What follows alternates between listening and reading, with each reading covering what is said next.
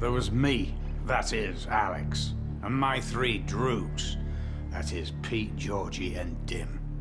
Dim being really dim. And we sat in the Kurova milk bar trying to make up our razoo docs what to do with the evening.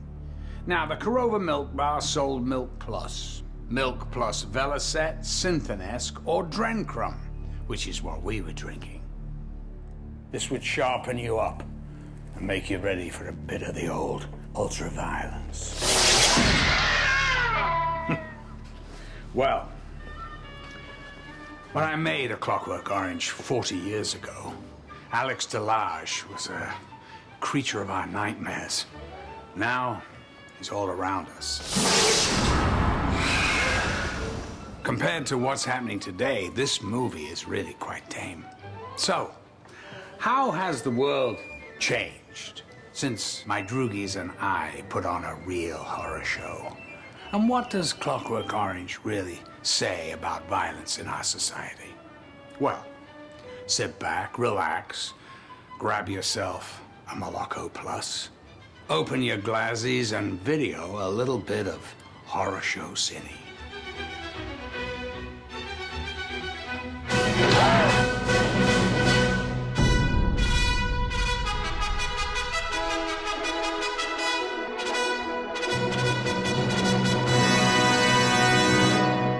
Clockwork Orange is the very edge of the tightrope without a neck. It makes you think about what's appropriate on screen.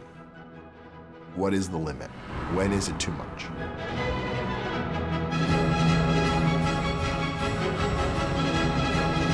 Clockwork Orange is a hell of a lot of fun and different on the eyes, and you'd never see anything like it. Part of the brilliance of Clockwork Orange is that it's the one film where the violence is, on the one hand, preposterous and comic and absurd, but in another way, deeply disturbing. And I still remember it as vividly today as I did then. When it first came out, A Clockwork Orange was completely overwhelming to audiences. Nobody had seen anything like this before. Nobody had witnessed this kind of nightmarish future that we all had to look forward to. Oh? And what's so stinking about it? It's a stinky world because there's no law and order anymore. It's a stinky world because it lets the young get onto the old. Good you don't. Oh, it's no order for an old man and he none.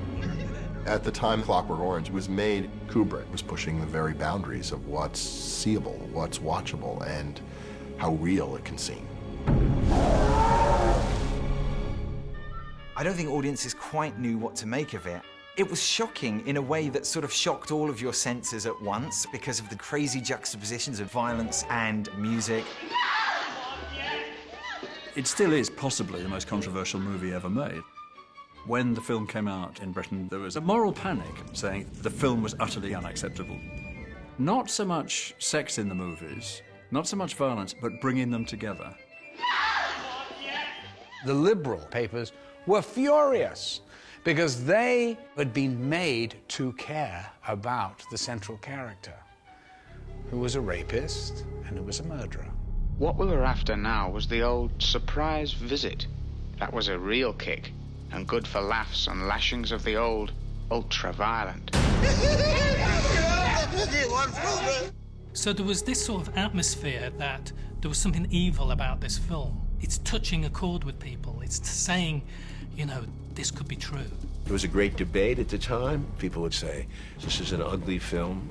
This makes violence acceptable. You could almost feel the media putting their napkin in and getting ready to, you know, spoon-feed the public with all of the most salacious stuff they could think of. It's wrong! It's wrong because it's like against society! It's wrong because everybody has the right to live and be happy without being told, chopped and knifed! When they have their moral panics over there, they go big. And they're willing to chew through whatever filmmaker they've got in front of them. The furor over Clockwork Orange continued for quite a long time, followed by accusations that the film had directly inspired acts of violence. The phrase clockwork crime was applied by newspapers whenever there was a gang rape. Clockwork gang strikes again. It just happened that a couple of crimes seemed to have a whiff of Clockwork Orange about them. Various examples of gangs stripping and raping women, and it was said this was a Clockwork Orange type attack. Some people wrote that they had actually seen gangs dressed up like the Droogs. The newspapers thought that something new was happening. The scale of it, the extent of it, the amorality of it, the sheer sadistic glee with which it's happening are new. So what's the reason for it? The attackers would say, "Oh, it wasn't me, it was the film, I saw Clockwork Orange." It wasn't me, brother, sir. Speak up for myself, but I'm not so bad. I was led on by the treachery of others, sir. So the media picked up on this. You know, it was like the flavour of the month. Any magistrate wanted their name in the paper, they just mentioned this has been incited by films like Clockwork Orange that are a scourge on our society. And we used to get this all the time. As Anthony Burgess would say, every time a nun was raped in Berwick-on-Tweed, they'd say, "Oh, it's a Clockwork Orange gang." My line was, gangs, yes, are dressing like Alex and the Droogs. How easy is it for the police to pick them up? Hey, they're in white gear with bowler hats. How dumb do you have to be? In one case, a lawyer defending a boy said, well, when you think of it, you know, what other possible reason would this boy have to break into this house and beat up this woman and take, you know, her possessions? Well, the obvious response is robbery, greed. But because the film existed, it was very easy to say the film must be responsible. Once you start to accept the idea that films make people do bad things, then any defence counsel, particularly in a hopeless case, can say, oh, well, my lad, the video or the film made him do it. I'm so bored with that argument, you know, the movie begets violence. That's not true. It's just not true. I don't believe it. And I got the same rap on natural-born killers. There was apparently at least 50-some murders that were attributed to the movie because people would be arrested and they'd say, I saw a movie that made me do it. They were saying the movie is a product, like a vacuum cleaner that blows up in your face, and you're liable for that product. So therefore, they would have put a damper if they had succeeded on all products. Every movie would have had to be judged for its safety values, and you would never have been able to make these movies. The person who intends to murder somebody intends to murder somebody. He will then give it a flashy image that he fancies and use it. That doesn't mean he didn't wish to murder somebody to begin with. Nobody else wants to murder somebody because they saw a film. A psychotic is a psychotic is a psychotic. It's like a rose is a rose is a rose. You go out and you do it. Sure, they may have seen the movie, but it was one of 16 things they did that week. I once went to a lecture years ago by Alfred Hitchcock, and somebody said there'd been some alleged copycat crime, and they'd said they'd been to see Psycho the night before. And he said, typical sort of lugubrious Hitchcock humor, but did he drink a glass of milk just before committing the crime? In other words, 100 other things had happened in his life as well, which might have triggered it. How do you know that one experience was the one?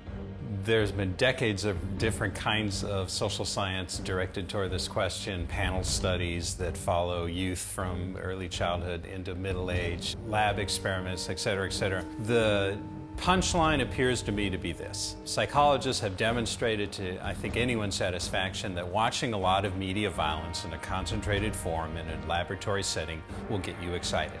And I personally can tell you that watching a great revenge movie will send me out of the theater feeling like, hey, try something with me, right? I'm tough. For like 10 minutes, I'm really tough. And then what happens is it fades away because it's an emotional high that doesn't last very long. Not many crimes get committed during those emotional highs because, for the most part, people are sitting on their butts on couches at home or in theater seats. These are not high crime locations. As far as we can tell, there's been no effect on crime rates that is at all measurable. In fact, if you look at national crime rates over the course of the last few decades, what you see is that during the period when media violence is really intensifying over, say, the last 20 years, crime rates go right? So if media violence is going to be correlated to violent crime, you'd have to say it has a negative effect. Well, we don't think it has a negative effect. We think it has no measurable effect.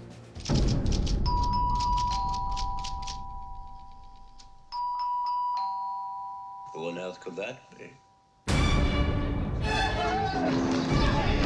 Is the film a glorification of violence? No, I don't think it is.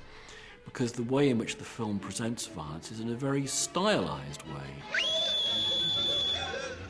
The rape sequences were fascinating because I'd seen rapes in Vietnam, and you know they looked nothing like that, but they were fascinating because there were dances, and he had the ability to choreograph it.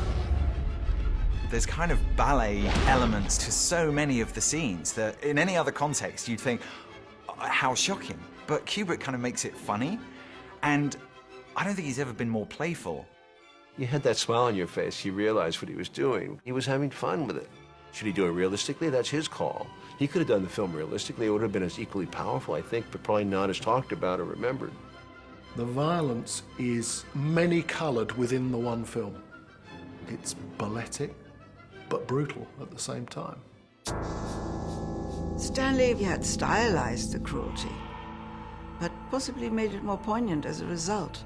Stanley's attitude was, if you show a rape, then make sure people really hate it. Make sure people don't like it. It has to be horrible, because it is horrible. Kubrick, above all, keeps the audience at arm's length.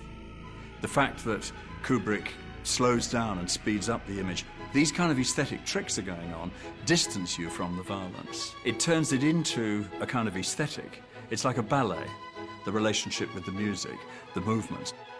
We're taking it to a level of satirical style that's not meant to be gory. That's not what it's meant to be.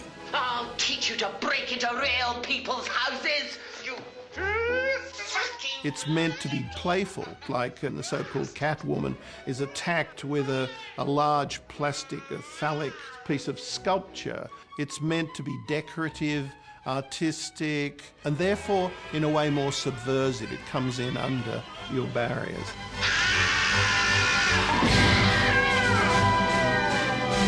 Artists, whether it's writers or filmmakers or painters, are always heightening a situation, whether it's a good situation or a bad. All our stories are connected deep down with what we love and what we fear.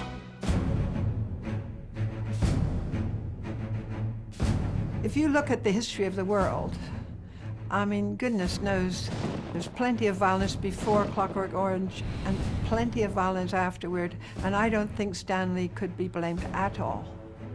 You go back and read the Brothers Grimm, there's some really scary shit in there. No one would put that in a kid's book today. There are things that some people aren't ready for, and that doesn't make the things bad. Humans have always told violent stories, from Greek tragedies onwards. Elizabethan theatre that Shakespeare operated in was literally blood-drenched. It didn't tear society apart, it brought society together. To think about the implications of these things, to see that you not only portray the violence, but you portray the result of the violence. You play the tragedy of it. It's part of what artists do.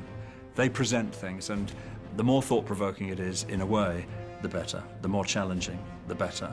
From that point of view, you have to now go to Clockwork Orange or to any other great film and see how the filmmaker connects what he feels with these ideas of dream and nightmare, of what he loves and what he fears. An area of the human soul is illuminated by a film like A Clockwork Orange.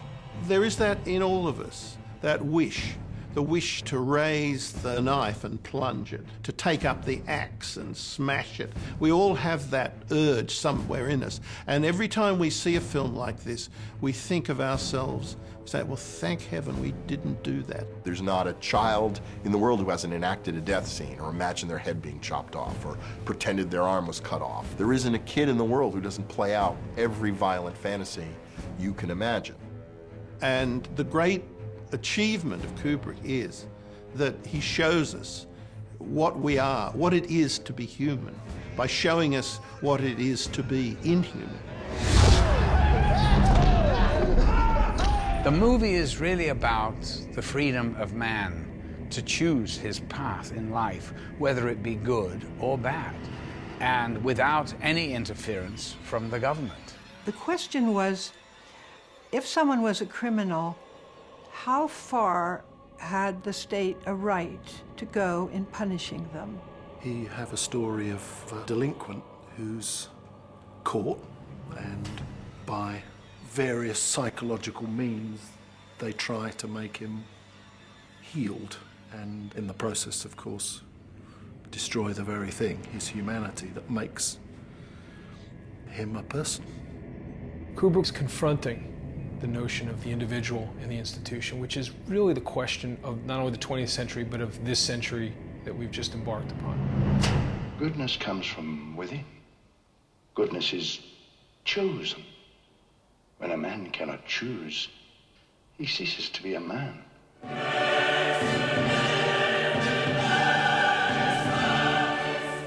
There, in a nutshell, is the theme of the film. A man is not a man unless he has a choice. Even though at the end, Alex is still horrible, still evil, he's still acting true to his nature, at least he has a choice. The last line is, of course, I was cured all right. it's really up to the viewer or the reader to get whatever they want out of it. And that's the beauty of it, that it is so complex. But at the time the movie came out, particularly in England, no one quite knows where its heart is. Where are we? Where is Kubrick in this? What is he actually saying? Is he just having a good time, or is he actually trying to say something? I remember those debates very clearly. It's ironic because the film is about freedom of choice. But here were people saying that the film made me do it. Stanley was upset. He didn't like being blamed for every bad moment in society as a result of Clockwork Orange. It was shocking. And as it increased and got more and more critical, all sorts of groups started to write us hate mail. We were overwhelmed, totally. And finally, we reached a point where the police said, we have to be protected. After Clockwork Orange was finished, Kubrick made Barry Lyndon. So he decided to shoot the film in Ireland. The whole unit went to Ireland, including the family. And in the midst of the shooting, suddenly a message was received threatening Kubrick and his family. The police told him, I mean, you better watch out. You're getting letters which threaten you. You better be careful. And then we were told that we have to leave at once.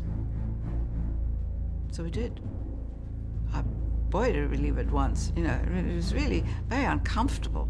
It was a potent threat because the Kubrick family fled Ireland at night under assumed names. Stanley decided that it would be good not to say his name or the name of the film and just to pretend. And of course we had these cover names and every one of us forgot what you were supposed to be called. No doubt, he took it very seriously, and since he had 3 daughters at school... That's when he phoned Warner Brothers. He says, please let me take it out. I want to stay in England. And it's becoming very difficult. I'm leaving now. You won't ever pity me no more. At this point, A Clockwork Orange was withdrawn from theatrical distribution in the British Isles and in Ireland. The police advised him to withdraw the film, which he did for 28 years.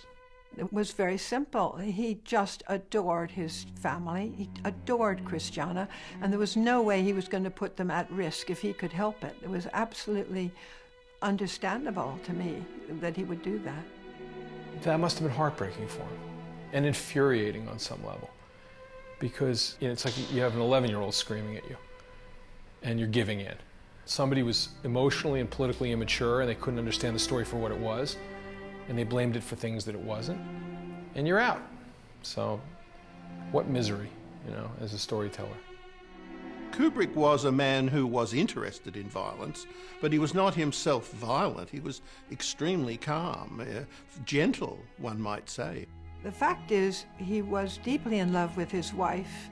He was absolutely an adoring father, and his first wish was to protect them, and even to protect the very great love they had between them. To my mind, they were the most devoted couple I'd ever seen. His energy and intensity that he gave to his films, he also gave to his family, and so I consider myself unbelievably lucky. Yes, I do. The genius of Kubrick is this. He knew what people wanted. He knew what would be interesting to an audience.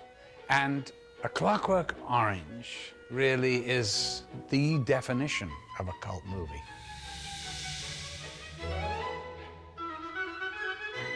The thing that I find about audiences today is that they react to the film as I thought I made it, as a black comedy. When the film first played, nobody was laughing. I don't think they knew what to make of it. Nowadays, I think it just feels like we're so much more media savvy, and we've seen so many things that have a huge satirical power. Right from the get-go now, we kind of understand a little better what we're dealing with. How would a new version of Clockwork Orange be received today? I don't think there would be anything like the hoo-ha which there was, at least in the UK. If a film like Clockwork Orange appeared today, first of all, it would not be a film like Kubrick's Clockwork Orange. It wouldn't be a film about issues any longer. It would be a film about violence. So what you would get is the comic book Clockwork Orange. It would be a gang film.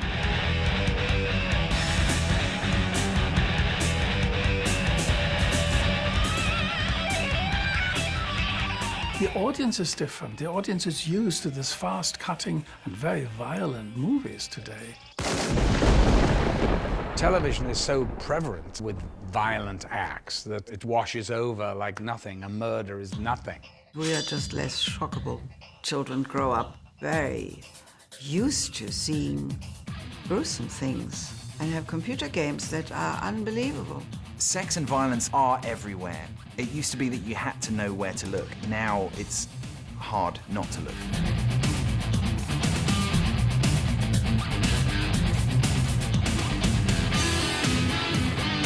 The media has been completely overtaken, I think for the better, by people who allow us to see all sorts of ideas. We are now, for the first time, watching on television the violence in the war zones. We are hardened. We are much more hardened than before. I can remember the TV coverage of the Vietnam War, where basically you didn't see dead bodies on television. You still don't see many dead bodies on television, but you see a lot of them out on the blogosphere. Maybe that's healthy. Maybe it's not putting a veil over the consequences of violence. Does it inure you? Yes and no. Certainly the concept of a shocking murder still shocks people. And these are people who've seen 30,000 movies. Now we've gotten more immune to it as violence has been more realistic. It's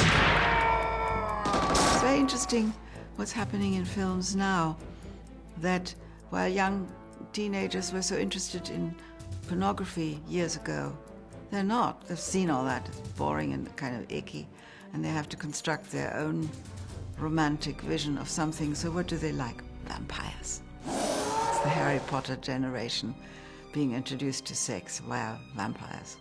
People like to see cinema that is out of the ordinary. What bores me is filmmakers end up making violent movies with no message for money. I'd rather do a Clockwork Orange or a Natural Born Killer than make people think about violence, because it is an important issue. It's a horrible thing when it happens. I think if Clockwork Orange came out today, it would be seen to be highly relevant. It would be seen again as a masterpiece.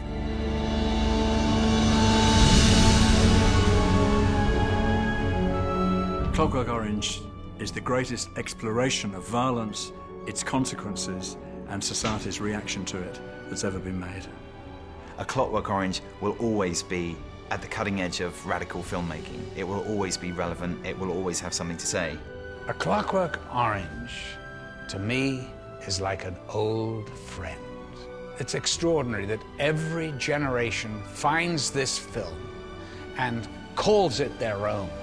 I know when I die, it'll be Malcolm Clockwork Orange McDowell passed away. But what an incredible piece of work to go down with. There is a place darker than any prison, hotter than any human fire. You are now a murderer, little Alex. A murderer. It's funny how the colours of the real world only seem really real when you video them on a screen.